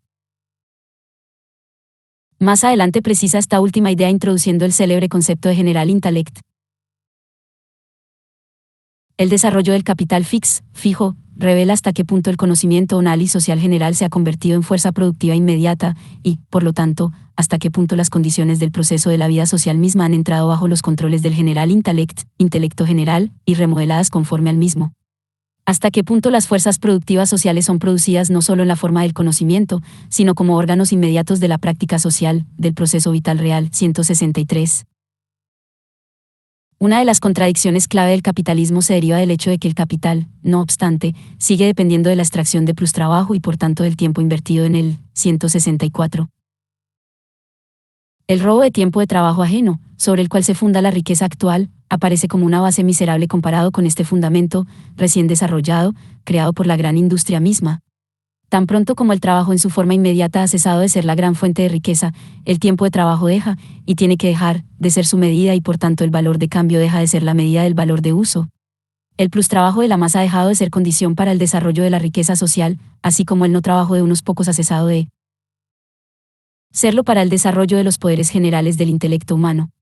Con ello se desploma la producción fundada en el valor de cambio, y al proceso de producción material inmediato se le quita la forma de la necesidad apremiante y el antagonismo. El capital mismo es la contradicción en proceso, por el hecho de que tiende a reducir a un mínimo el tiempo de trabajo, mientras que por otra parte pone al tiempo de trabajo como única medida y fuente de la riqueza. Disminuye, pues, el tiempo de trabajo en la forma de trabajo necesario, para aumentarlo en la forma de trabajo excedente, se propone medir con el tiempo de trabajo esas gigantescas fuerzas sociales creadas de esta suerte y reducirlas a los límites requeridos para que el valor ya creado se conserve como valor. 86. Este texto, sobre el cual volveremos en esta tesis, ha sido uno de los ejes sobre el cual distintas reinterpretaciones de la obra de Marx se han sucedido en los últimos años. 166. Por el momento cabe señalar que, contrariamente a lo que ha dicho Habermas en distintos textos, aquí Marx ni sostiene la postura tecnocrática de una emancipación social automática como resultado del avance científico-técnico. 167 ni intenta una revisión de su teoría del valor desde la idea de que la tecnología sería una nueva fuente del valor que reemplazaría al trabajo inmediato. 168. En efecto, lo que se plantea en este texto es coherente con los fundamentos de la teoría del valor. El progresivo aumento de la productividad como consecuencia de la aplicación científico-técnica a la industria hace que se produzcan mayores cantidades de valores de uso con el mismo tiempo de trabajo. No obstante, a diferencia del valor de uso, el valor, esencia del capital, sigue dependiendo del tiempo de trabajo. Esta es precisamente la contradicción que Marx pone de manifiesto. El capital tiende a reducir el tiempo de trabajo necesario, pero su valorización sigue dependiendo de la explotación del trabajo, más precisamente, de la apropiación del tiempo de trabajo excedente, fundamento del plusvalor, punto 87.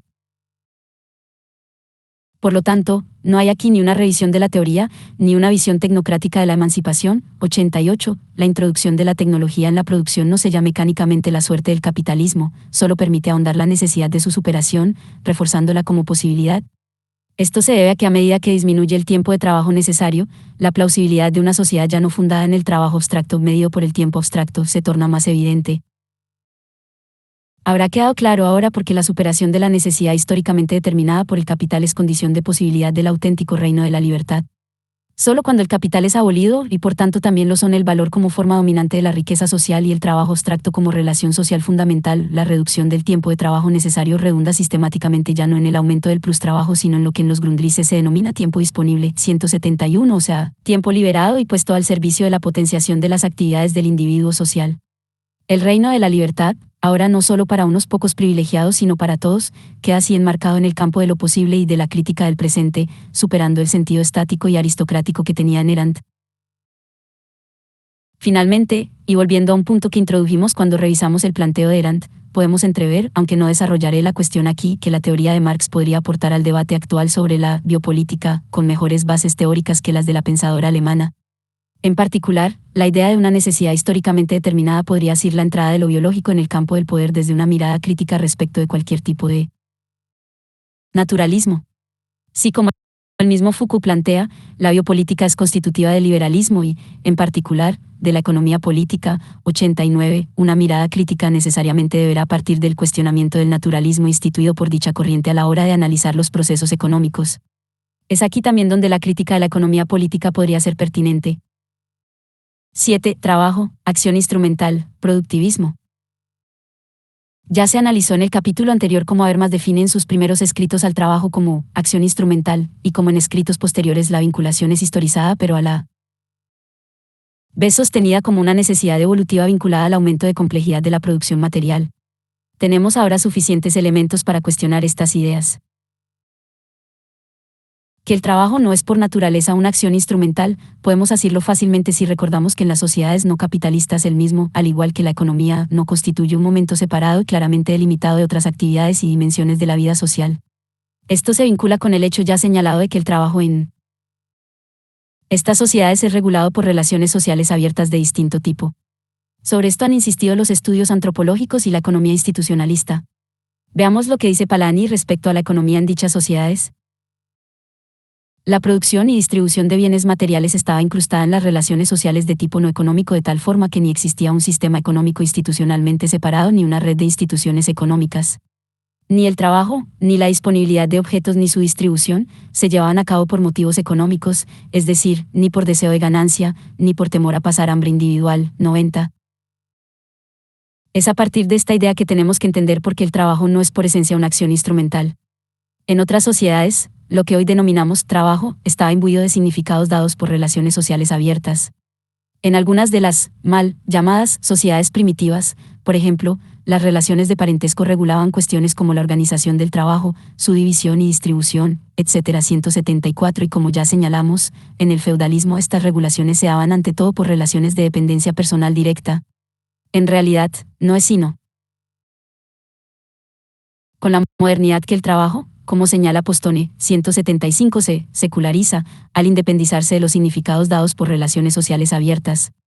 Algo similar ocurre con los productos en tanto mercancías, que no por casualidad pierden, aunque no completamente, su aura simbólica o mítico-religiosa. 176. Insistamos, la categoría misma de trabajo es moderna, porque anteriormente no denotaba un momento separado dentro del flujo de la vida social. Lo mismo ocurría con lo que hoy denominamos economía, la cual estaba incrustada, tomando prestado el término de Polanyi, en las relaciones sociales.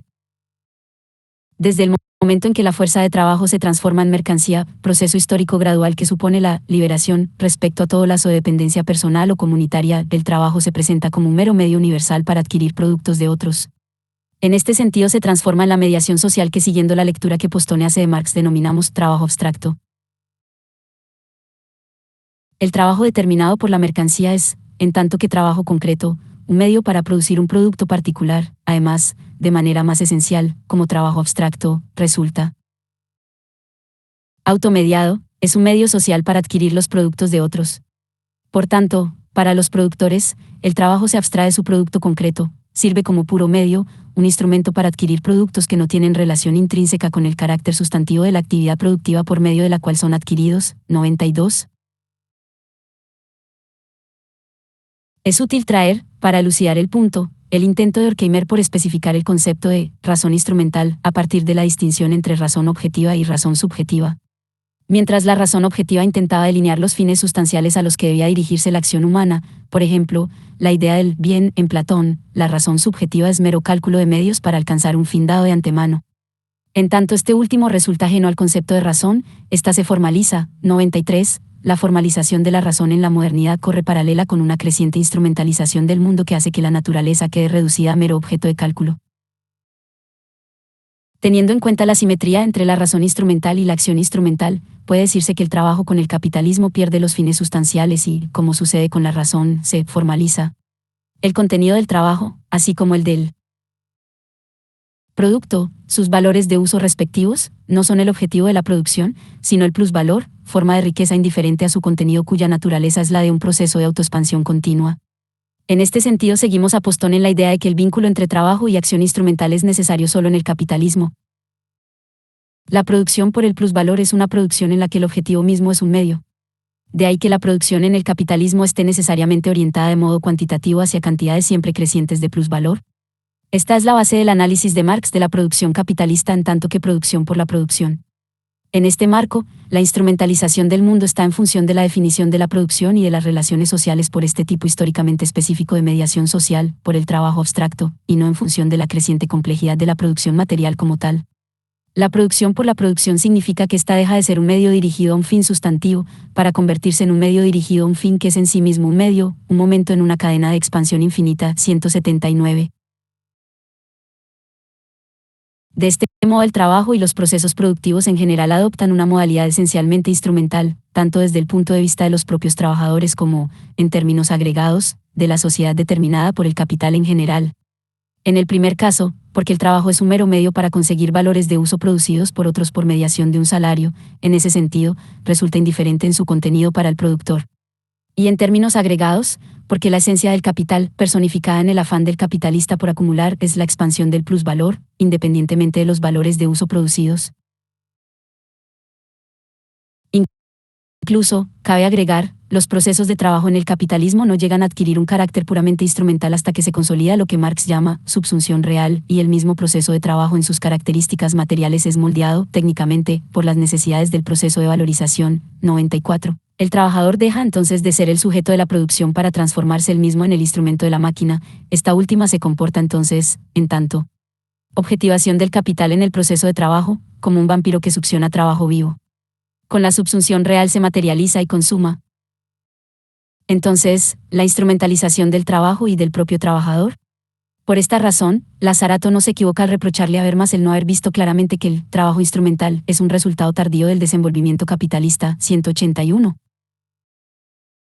El mismo cuestionamiento le cabe todavía a Habermas de teoría de la acción comunicativa. La integración sistémica de las acciones productivas no debería verse como un mero efecto del aumento de complejidad de la producción material. Más bien, esto es el resultado del desarrollo de una lógica de valorización específica que, como ya señalamos, no hay que leer en términos de una necesidad evolutiva. Más precisamente, la integración sistémica, para ver más independiente de toda motivación subjetiva o acuerdo intersubjetivo, comienza a desenvolverse cuando la producción se hace indiferente al valor de uso y al contenido concreto del trabajo. Finalmente, el proceso culmina cuando, con la subsunción real, el acto productivo pasa a estar enteramente subordinado, ahora materialmente, en el aparato productivo, con lo cual el trabajador pasa a ser un apéndice intercambiable de una megamáquina que no domina y cuyos fines no solo le resultan indiferentes sino además desconocidos. Esto no responde, al menos no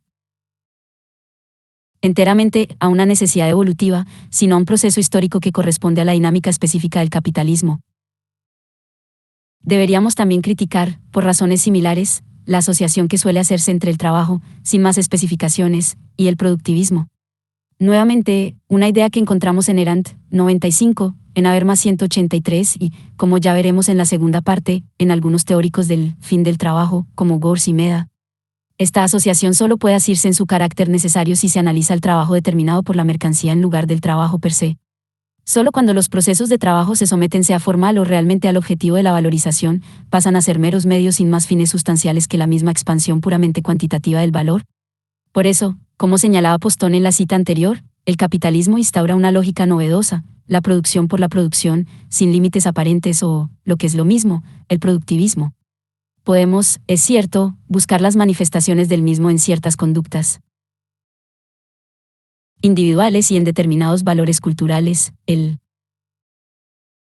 afán individual por trabajar o por consumir, los valores culturales individualistas y /diagonal o hedonistas.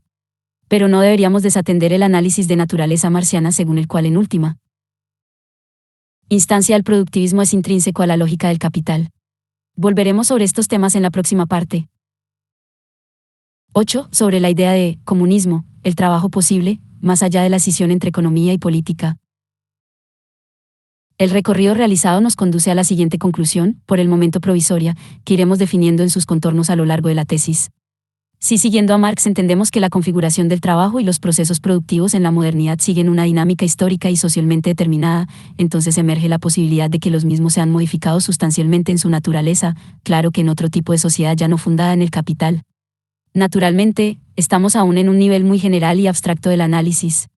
Recién sobre el final, luego de haber investigado algunas características de la dinámica que el trabajo adquiere en el capitalismo actual, estaremos en condiciones de determinar más concretamente esta idea que ahora comenzamos a entrever.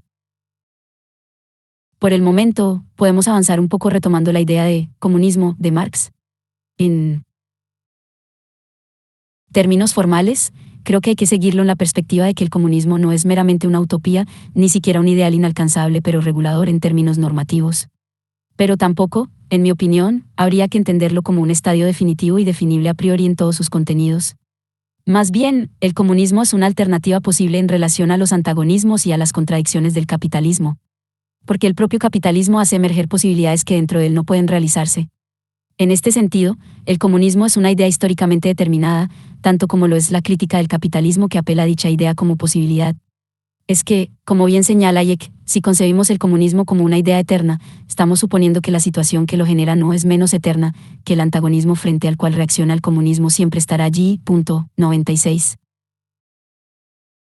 Pero ¿qué podemos decir, al menos provisoriamente y en términos muy generales, respecto al contenido de esta idea? Marx nos brinda algunos elementos para pensar en particular lo que nos interesa, el trabajo posible. Ya vimos que en el capitalismo el trabajo es un medio para la producción de plusvalor, adquiriendo un carácter ante todo instrumental. También apuntamos que con la subsunción real del trabajo el mismo pasa a ser materialmente moldeado por el capital. La producción por el plusvalor hace, según vimos, que gran parte del trabajo que se realiza resulte superfluo, es decir, necesario en el capitalismo pero innecesario desde la perspectiva de una producción ya no estructurada por el capital. Por lo tanto, el comunismo implicaría, teóricamente, una reducción del tiempo que la sociedad dedica al trabajo. Por supuesto que también, en términos distributivos, debería apuntar a un reparto equitativo tanto del tiempo dedicado al trabajo como de la riqueza producida, que por otro lado, no se encontraría determinada esencialmente en función de aquel. En los términos teóricos en que venimos planteando la cuestión, resulta claro además que el contenido del trabajo, y no solo su duración y reparto, se verían modificados en una sociedad comunista. En el capitalismo, el hombre queda subordinado a fuerzas abstractas que no domina. Vimos, por ejemplo, el caso de la gran industria, en donde el trabajador se ve totalmente subordinado a la máquina y donde la división del trabajo, que en términos técnicos podría matizarse en relación a la manufactura, no obstante se profundiza. También estas y otras formas de subordinación material, que nuevamente aclaramos, no emergen de necesidades técnicas, son superfluas y en otro tipo de sociedad podrían eliminarse. La cuestión de hasta qué punto, no obstante, el mismo desarrollo de las fuerzas productivas implica cierta alienación que resulta difícilmente eliminable incluso superado el capitalismo, no es en absoluto impertinente, pero tampoco puede responderse en abstracto, como en efecto me parece que hace Habermas. Por lo tanto, no tiene demasiado sentido que intentemos responder a esta pregunta ahora, será más adecuado hacerlo cuando hayamos avanzado en el estudio del capitalismo actual. Por lo demás, volveremos a encontrar este problema en la segunda parte, en particular cuando revisemos el análisis de Gowers, quien retoma Habermas en la idea de que cierta enajenación de naturaleza técnica es inevitable en las sociedades industriales desarrolladas. Veremos que, sin embargo, Gowers, a diferencia de Habermas, desarrolla el tema en lugar de limitarse a sentenciarlo, por lo cual allí tendremos mejores elementos para encarar este interrogante de un modo más preciso. Pero la problemática tal vez más interesante que permite pensar este planteo es la del lazo social y cómo se estructuraría el mismo en otro tipo de sociedad. Según el análisis que esbozamos, en el capitalismo las relaciones sociales fundamentales son impersonales y abstractas, vimos que de ellas también emerge un modo de dominación peculiar. Como consecuencia de esto, hay una posición característica del capitalismo, la que se da entre individuo y sociedad. De un lado, aparece el individuo libre de toda dependencia personal o comunitaria, no es otro que el individuo privado y supuestamente soberano desde el cual siempre ha hablado el liberalismo. Del otro lado, tenemos la sociedad, un ente aparentemente externo al individuo, pero que no obstante lo sometería o intentaría someterlo a sus dictados. Según el análisis de Marx, entonces, la misma oposición es histórica y emerge del tipo de relaciones que caracterizan al capitalismo. La sociedad es el universal abstracto, valor, trabajo abstracto, que se opone a los individuos supuestamente soberanos. Este es el núcleo de la crítica marxiana al liberalismo, ¿no? Reside en la negación abstracta del individuo en cuanto tal y en su subordinación al universal. Esta es la clásica impugnación liberal al marxismo, considerado entonces como una doctrina totalitaria, sino en la denuncia de que la misma idea del individuo como mónada aislada conlleva el desgarramiento de la individualidad en la sociedad actual. 97. De ahí que Marx plantee con frecuencia que con el comunismo la oposición se disolvería como tal, o que se refiere al mismo en términos del desarrollo libre del individuo social. 186. La sociedad dejaría de ser entonces un ente independiente de los individuos, que por su parte ya no serían dominados por mecanismos impersonales. Todo esto supone que las relaciones sociales sean de algún modo abiertamente sociales, personales y concretas, sin por eso tener que volver a las relaciones de dominio personal o a la idea romántica de una comunidad indivisa, así como tampoco sería posible ni deseable una sociedad en la que desaparezcan los conflictos y las relaciones de poder. En este sentido es que el trabajo, hay que suponer, dejaría de ser la mediación social autofundada que es en el capitalismo, el mismo pasaría a estar mediado por relaciones sociales manifiestas. Ahora bien, ¿de qué naturaleza serían estas relaciones sociales manifiestas? Se trata de una pregunta que el marxismo, alimentado incluso por algunos textos de Marx y Engels, ha encarado mal. Con frecuencia, una visión economicista excesivamente ingenua ha hecho suponer que en una sociedad emancipada los conflictos políticos desaparecerían y que el ámbito público quedaría reducido a una gestión de las cosas de naturaleza esencialmente tecnocrática. Hoy sabemos que este ideal es peligroso, como correctamente denunciaban Habermas y Arendt. Por el contrario, tendríamos que pensar que en una sociedad ya no estructurada por el capital el lugar de la política se ampliaría, en particular porque las relaciones sociales dejarían de estar en lo esencial gobernadas por leyes cuasi objetivas. Quisiera explicitar al menos brevemente este concepto de política que esbozamos y justificar también su adopción desde una perspectiva que se reivindica en líneas generales deudora de Marx. Cuando polemizamos con Arendt respecto al concepto de libertad, que se encuentra en el famoso texto del libro 3 del Capital, señalamos justamente que lo que está en el corazón de la crítica marxiana al capitalismo es el hecho de que este sistema implica un conjunto de imperativos abstractos e impersonales que se imponen a los individuos. El comunismo, en este sentido, es la superación de esta necesidad históricamente determinada y por consiguiente conlleva la ampliación de la libertad. Consideramos aquí que esta libertad remite al concepto de política, entendido siguiendo a la tradición más radical de la teoría política moderna, como la puesta en acto de la capacidad de autogobierno de los pueblos. La crítica de la economía política tiene para nosotros una intención política estratégica que radica en mostrar que bajo el capitalismo esta posibilidad de autogobierno se ve obstaculizada. 98. En efecto, no deberíamos pensar que cuestiones referidas, por ejemplo, al tiempo dedicado al trabajo, a qué se produce y de qué manera, pueden ser decididas de modo concluyente por evaluaciones de naturaleza puramente tecnocrática. Se trata de asuntos cuyo impacto social, humano, ecológico, etc., tiene una importancia decisiva, entrañando costos y beneficios cuya evaluación no puede ser independiente de los valores y prioridades sobre los cuales siempre habrá diferencias y conflictos que una comunidad determinada esté dispuesta a defender. Tenemos que pensar la idea de comunismo no en términos de la extinción de la política sino de su ampliación. Contrariamente a lo que sostenía Engels, no se trata de sustituir el gobierno de los hombres por la administración de las cosas. 99, sino de someter a esta última a una instancia de decisión democrática y política. Tomando este punto de vista, queda claro que no deberíamos aceptar sin más las escisiones conceptuales entre poiesis y praxis, entre economía y política, etc.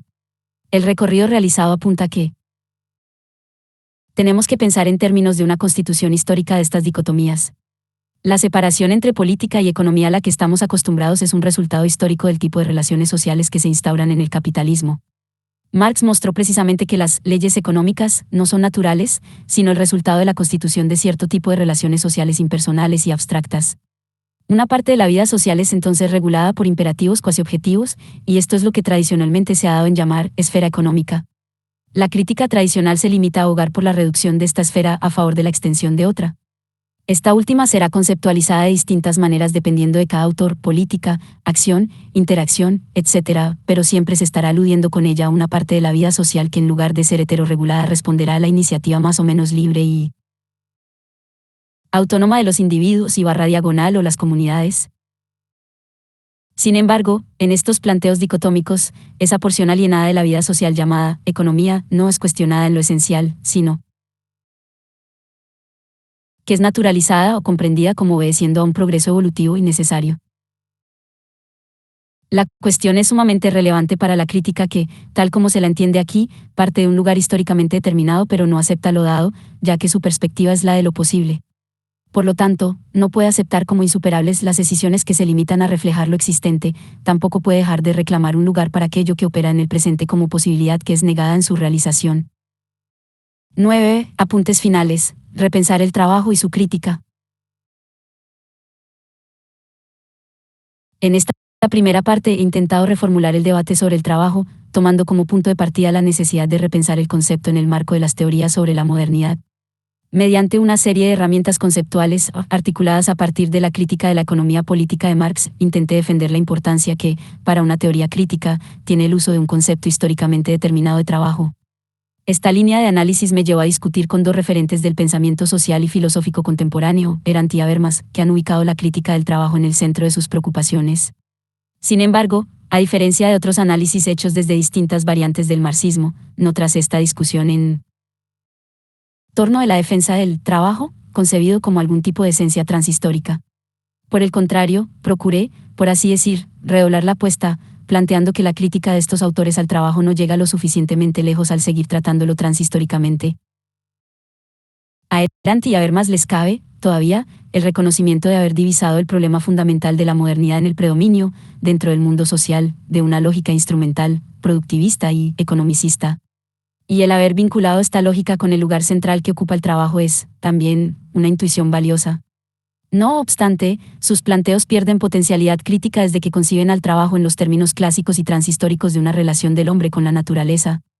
A partir de allí, lo que había sido criticado es reconocido como definitivo en su forma existente, incluso cuando se restrinja y relativice su importancia y alcance. De ahí la necesidad de una comprensión del trabajo en términos de una relación social históricamente determinada. Desearía concluir esta parte contestando a una posible objeción, con el objetivo de evitar un malentendido frecuente y, a la vez, aclarar mi planteo.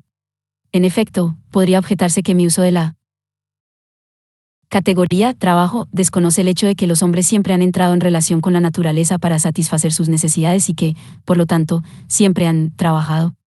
Respecto a esto, puedo hacer algunas observaciones. Para empezar, que aquí no se desconoció este hecho, pero se señaló que el uso de la categoría trabajo para denotarlo no se puede hacer sin más aclaraciones. En principio, y esto el mismo Marx lo reconocía, la categoría es moderna, porque solo en esta sociedad un conjunto de actividades antes consideradas heterogéneas pasan a entenderse como trabajo, que es una categoría unificadora y homogeneizadora. Aquí no me detuve en un análisis filológico histórico respecto a la conformación del concepto, sino que me interesó ante todo entender el tipo específico de relaciones sociales con las cuales se vincula. Por lo demás, no me parece que el uso del término trabajo, incluso para estudiar a otras sociedades, sea a priori incorrecto, siempre que se tomen las debidas precauciones para no proyectar acríticamente sobre ellas nuestro propio modo de pensar. Hasta cierto punto resulta inevitable si tenemos en cuenta que hoy ya no podemos sostener, como creían los viejos positivistas, que se estudia e investiga desde un lugar neutral. Y muy bien sabemos que el propio lenguaje que utilizamos, parte esencial del entramado de nuestra vida social, nos condiciona inevitablemente cuando pensamos. En ese sentido, podemos utilizar la categoría trabajo para referirnos, por ejemplo, a las actividades productivas de una determinada sociedad. De hecho, yo también incurrí en ese recurso, no solo utilicé la categoría para referirme a otras sociedades, sino que también la mantuve cuando aludía a la posibilidad de otro trabajo en una sociedad poscapitalista. Pero el problema, según intenté plantear, se encuentra en cierto uso de la categoría, por el cual o bien una idea transhistórica de trabajo es utilizada para interpretar críticamente las sociedades modernas capitalistas, por ejemplo, el planteo arendtiano sobre el naturalismo de las sociedades modernas, o bien determinadas características que le corresponden al trabajo abstracto, como relación social fundante de estas sociedades son atribuidas al trabajo. Entendido transhistóricamente y, por añadidura, a las actividades productivas humanas en general, por ejemplo, la idea habermasiana del trabajo como acción instrumental. El recorrido realizado hasta aquí, especialmente al haber puesto en discusión la categoría de trabajo, será de gran ayuda para la próxima parte de esta tesis, donde volveremos a encontrar varios de los problemas tratados en esta. Tendremos también la oportunidad de ampliar varias cuestiones que aquí apenas quedaron esbozadas. Y lo haremos en el marco de una discusión que toma como referencia una coyuntura histórica bastante más precisa, pero en la que la categoría de trabajo y la crítica de la misma siguen siendo protagonistas. Segunda parte. La crítica tradicional del trabajo revisitada. Las tesis sobre el fin del trabajo. En la condición humana, Hannah Arendt llegaba a entrever, con un profundo pesimismo, lo que podía ser el futuro próximo de la sociedad moderna. Se trata de una sociedad de trabajadores que está a punto de ser liberada de las trabas del trabajo, y dicha sociedad desconoce esas otras